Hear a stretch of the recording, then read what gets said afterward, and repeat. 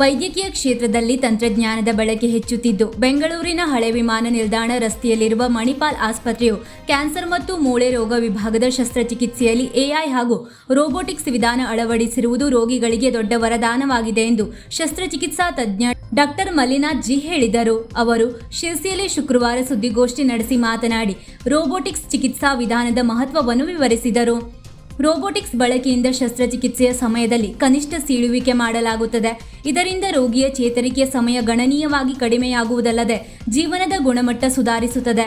ಮಣಿಪಾಲ್ ಆಸ್ಪತ್ರೆಯು ಈಗಾಗಲೇ ತಲೆ, ಕುತ್ತಿಗೆ, ಎದೆ, ಜಠರ ಸೇರಿದಂತೆ ವಿವಿಧ ಸಂಕೀರ್ಣ ಕ್ಯಾನ್ಸರ್ ಪ್ರಕರಣಗಳಲ್ಲಿ ಯಶಸ್ವಿ ರೋಬೋಟಿಕ್ ಶಸ್ತ್ರಚಿಕಿತ್ಸೆ ನಡೆಸಿದೆ. ಮೂಳೆ ರೋಗ ವಿಭಾಗದಲ್ಲಿಯೂ 1,000ಕ್ಕೂ ಹೆಚ್ಚು ರೋಬೋಟಿಕ್ ಸಹಾಯದ ಕೀಲು ಬದಲಿ ಶಸ್ತ್ರಚಿಕಿತ್ಸೆಗಳನ್ನು ಪೂರ್ಣಗೊಳಿಸಿ ದಾಖಲೆ ಬರೆದಿದೆ ಎಂದರು. ಡಾಕ್ಟರ್ ಹೇಮಂತ್ ಮಾತನಾಡಿ, ಕ್ಯಾನ್ಸರ್ ಚಿಕಿತ್ಸೆಯ ಸಮಯದಲ್ಲಿ ರೋಬೋಟಿಕ್ ಪ್ಲಾಟ್ಫಾರ್ಮ್ 3D ದೃಶ್ಯೀಕರಣ ಮತ್ತು ಸುಧಾರಿತ ದಕ್ಷತೆಯನ್ನು ನೀಡುತ್ತದೆ. ಇದು ದೇಹದ ಪ್ರಮುಖ ಅಂಗಗಳನ್ನು ಸಂರಕ್ಷಿಸುತ್ತಲೇ ಅತ್ಯಂತ ಸಂಕೀರ್ಣ ಪ್ರದೇಶಗಳಲ್ಲಿ ಸೂಕ್ಷ್ಮ ಶಸ್ತ್ರಚಿಕಿತ್ಸೆ ಮಾಡಲು ವೈದ್ಯರಿಗೆ ಅನುವು ಮಾಡಿಕೊಡುತ್ತದೆ. ಇದರಿಂದ ರೋಗಿಗಳಿಗೆ ನೋವು ಕಡಿಮೆ ಇರಲಿದ್ದು ಶೀಘ್ರವಾಗಿ ಸಹಜ ಜೀವನಕ್ಕೆ ಮರಳಲು ಸಾಧ್ಯವಾಗುತ್ತದೆ ಎಂದರು. ಡಾಕ್ಟರ್ ದೇವೇಶ್ ಮಾತನಾಡಿ, ಕರ್ನಾಟಕದಲ್ಲಿ ಮೊದಲ ಬಾರಿಗೆ ರೋಬೋಟಿಕ್ ಶಸ್ತ್ರಚಿಕಿತ್ಸೆಯನ್ನು ಪ್ರಾರಂಭಿಸಿದ ಹೆಗ್ಗಳಿಕೆ ಮಣಿಪಾಲ್ ಆಸ್ಪತ್ರೆಯದ್ದಾಗಿದೆ. ಆರಂಭದಿಂದಲೂ ನಿರಂತರ ಸಂಶೋಧನೆ ಮತ್ತು ಅನುಭವದ ಮೂಲಕ ಈಗ ಅತ್ಯಂತ ಸಂಕೀರ್ಣ ಶಸ್ತ್ರಚಿಕಿತ್ಸೆಗಳನ್ನು ಕನಿಷ್ಠ ಸೀಳುವಿಕೆಯ ವಿಧಾನದ ಮೂಲಕ ಯಶಸ್ವಿಯಾಗಿ ನಿರ್ವಹಿಸುತ್ತಿದೆ. ಪ್ರಮುಖ ಅಂಗಗಳನ್ನು ಕಾಪಾಡುವುದು ಮತ್ತು ರೋಗಿಗಳ ವಾಸ್ತವ್ಯದ ಅವಧಿಯಲ್ಲಿ ಕಡಿಮೆ ಮಾಡುವುದು ನಮ್ಮ ಮುಖ್ಯ ಉದ್ದೇಶವಾಗಿದೆ ಎಂದರು.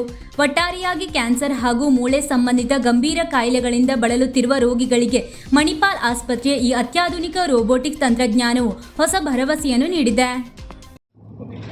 ಈಗ ರೋಬೋಟಿಕ್ ಜಾಯಿಂಟ್ ರಿಪ್ಲೇಸ್ಮೆಂಟ್ ಬಗ್ಗೆ ನಾನು ಹೇಳೋದಾದರೆ, ಇದು ತುಂಬ ಅಡ್ವಾನ್ಸ್ ಟೆಕ್ನಾಲಜಿ. ಈಗ ಇದರಿಂದ ರೋಬೋಟ್ ನಮಗೆ ಜಾಯಿಂಟ್ ರಿಪ್ಲೇಸ್ಮೆಂಟ್, ಹಿಪ್ ರಿಪ್ಲೇಸ್ಮೆಂಟು, ನೀ ರಿಪ್ಲೇಸ್ಮೆಂಟು, ಆಮೇಲೆ ಪಾರ್ಸಿಲ್ ನೀ ರಿಪ್ಲೇಸ್ ಮಾಡಲಿಕ್ಕೆ ತುಂಬ ಹೆಲ್ಪ್ ಮಾಡುತ್ತೆ. ಈ ರೋಬೋಟಿಂದ ಏನಾಗುತ್ತೆ ಅಂದರೆ, ನಾವು ಜಾಯಿಂಟನ್ನು ಪರ್ಫೆಕ್ಟಾಗಿ ಅಲೈನ್ ಮಾಡಿ ಕರೆಕ್ಟಾಗಿ ಅದನ್ನು ಮಾಡ್ಬೋದು. ಇದರಿಂದ ಪೇಷಂಟ್ಗೆ ಬೇಗ ಫಾಸ್ಟರ್ ರಿಕವರಿ, ಅಂದರೆ ಬೇಗ ನಡೆದಾಡ್ಬೋದು, ಬ್ಲಡ್ ಲಾಸ್ ಕಡಿಮೆ ಇರುತ್ತೆ. ಆಮೇಲೆ ಹಾಕಿರುವಂಥ ಜಾಯಿಂಟು ಅದು ಜಾಸ್ತಿ ದಿವಸ ಬಾಳಿಕೆ ಬರುವಂಥ ಸಾಧ್ಯತೆಗಳು ಜಾಸ್ತಿ. ನಮಸ್ಕಾರ. ರೋಬೋಟಿಕ್ ಸರ್ಜರಿ ಈಗ ತುಂಬ ಅಡ್ವಾಂಟೇಜ್ ಇದೆ. ನಾನು ಕೋಲೋರೆಕ್ಟಲ್ ಸರ್ಜರಿ ಪರ್ಸ್ಪೆಕ್ಟಿವ್ ಇಂದ ಮಾತಾಡ್ತೀನಿ. ಕೋಲೋರೆಕ್ಟಲ್ ಸರ್ಜರಿ ಅಂದರೆ ಸಂಡಾಸ್ ಜಾಗ, ಮೋಷನ್ ಹೋಗೋ ಜಾಗ, ಕ್ಯಾನ್ಸರ್ ಸರ್ಜರಿ. ಆ ಜಾಗ ತುಂಬ ಮೂಲೆ ಇರುತ್ತೆ. ಅದಕ್ಕೋಸ್ಕರ ಕೈ ಹಾಕಿ ಓಪನ್ ಆಪರೇಷನ್ ಮಾಡೋದು ತುಂಬ ಕಷ್ಟ ಇರುತ್ತೆ. ದೊಡ್ಡ ಕಟ್ ಮಾಡಿ ಮುಂಚೆ ಎಲ್ಲ ಮಾಡಬೇಕಾಗಿತ್ತು ಈ ಥರ ಸರ್ಜರಿ. ರೋಬೋಟ್ ಬಂದಿದ ಮೇಲೆ ಚಿಕ್ಕ ಹೋಲ್ ಒಳಗೆ 8 mm ಹೋಲ್ ಜೊತೆಗೆ ಈ ಸರ್ಜರಿ ಮಾಡ್ಬೋದು. ತುಂಬ ಜಾಸ್ತಿ ಪ್ರಿಸಿಷನ್, ಆಲ್ಮೋಸ್ಟ್ 10 times ಮ್ಯಾಗ್ನಿಫಿಕೇಶನ್ ಜೊತೆಗೆ ಪ್ರಿಸಿಷನ್ ತುಂಬ ಜಾಸ್ತಿ ಬರುತ್ತೆ. ಮತ್ತು ರೋಬೋಟಿಕ್ ಆರ್ಮ್ಸ್ ತುಂಬ ಸ್ಟೇಬಲ್ ಇರುತ್ತೆ, ಶೇಕ್ ಏನೂ ಆಗಲ್ಲ. ಇದೆಲ್ಲ ಸೇರಿ ಔಟ್ಕಮ್ಸ್ ತುಂಬ ಒಳ್ಳೆ ಆಗ್ತಾ ಇದೆ. ಈಗ ತುಂಬ ಜಾಸ್ತಿ ಜನರಿಗೆ ಈ ಆಪರೇಷನ್ ಮಾಡಿ ಆದಮೇಲೆ ಈ ಮೋಷನ್ ಡೈವರ್ಷನ್ ಬ್ಯಾಗ್ ಏನು ಮಾಡೋದು ಬೇಡ. ಮೋಷನ್ ಎಲ್ಲಿ ನಾರ್ಮಲ್ ರಸ್ತೆ ಎಲ್ಲಿರುತ್ತೆ ಅಲ್ಲಿಂದನೇ ಬರ್ಬೋದು.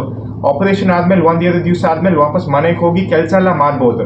ಅದಕ್ಕೋಸ್ಕರ ಕ್ಯಾನ್ಸರ್ ಆಪರೇಷನ್ ಆದಮೇಲೂ ನಾರ್ಮಲ್ ಲೈಫ್ ಲೀಡ್ ಮಾಡ್ಬೋದು ಈ ರೋಬೋಟಿಕ್ ಸರ್ಜರಿ AI ಎಲ್ಲ ಬಂದಮೇಲೆ. ರೋಬೋಟಿಕ್ ಸರ್ಜರಿ ಅನ್ನೋದು ಹಳೆಗಾಲದಲ್ಲಿ ಎದೆ ಕ್ಯಾನ್ಸರ್ ಅಂದರೆ ಶ್ವಾಸಕೋಶದ ಕ್ಯಾನ್ಸರ್, ಲಂಗ್ ಕ್ಯಾನ್ಸರ್ ಅಂತ ಏನು ಹೇಳ್ತೀವೋ ಅದಕ್ಕೆ ಉಪಯೋಗಿಸ್ತಾ ಇರಲಿಲ್ಲ. ಆಲ್ಮೋಸ್ಟ್ ಸುಮಾರು ನಮಗೆ ರೋಬೋಟ್ ಟೆಕ್ನಾಲಜಿ ಬಂದ ಮೇಲೆ ಇವಾಗ ಲಂಗ್ ಕ್ಯಾನ್ಸರ್ ಅನ್ನೋ operation, lung cancer is one of the leading causes of cancer death ಅಂತೀವಿ. ಸೊ ಆ ಕ್ಯಾನ್ಸರ್ಗೆ ಜಾಸ್ತಿ ಜನ ಆಪರೇಷನ್ ಮಾಡ್ತಾ ಇರಲಿಲ್ಲ. ಯಾಕೆಂದರೆ ಅದು ಇರೋ ಜಾಗ ಆ ಥರದ್ದು. ಶ್ವಾಸಕೋಶ ಪಕ್ಕ ಮಧ್ಯದಲ್ಲಿ, ಅದರ 2 ಶ್ವಾಸಕೋಶ ಮಧ್ಯದಲ್ಲಿ ಹೃದಯ ಇದೆ. ಸೊ ಯಾರು ಅದನ್ನು ಆಪರೇಷನ್ ಮಾಡೋಕ್ಕೆ ಮುಟ್ತಾ ಇರಲಿಲ್ಲ.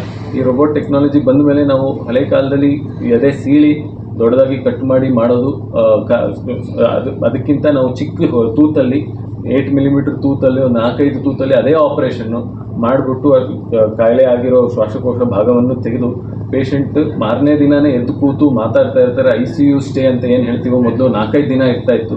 ಇವಾಗ ಬರೀ ಡೈರೆಕ್ಟಾಗಿ ವಾರ್ಡಿಗೆ ಶಿಫ್ಟ್ ಮಾಡಿ 1-2 ದಿನದಲ್ಲಿ ಮನೆಗೆ ಕಳಿಸೋವಂಥ ಇವಾಗ ಈಗಿನ ಕಾಲದಲ್ಲಿ ಆಗ್ತಾ ಇರೋದು. ನಮ್ಮ Manipal hospital old airport road ಬ್ರಾಂಚಲ್ಲಿ ಇದೇ ಆಪರೇಷನ್ಗಳು ಹಲವಾರು ಆಗ್ತವೆ ಪ್ರತಿ ತಿಂಗಳು.